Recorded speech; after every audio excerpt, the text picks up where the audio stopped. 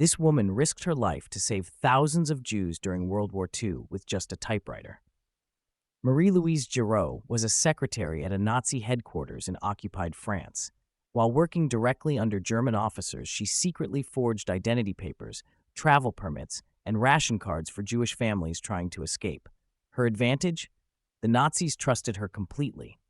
Marie-Louise memorized every official stamp pattern and signature, replicating them perfectly on stolen official letterhead. She even created a special typewriter modification that mimicked the unique wear patterns of Nazi machines. When suspicions arose, she volunteered to type documents for the investigation team searching for the forger. For 3 years, she produced over 5,000 documents that helped Jewish families escape to Switzerland and Spain. Her forgeries were so perfect that many still exist in museums today. After the war, she was awarded the Righteous Among Nations honor, but refused publicity, saying, "I only did what any decent person would do."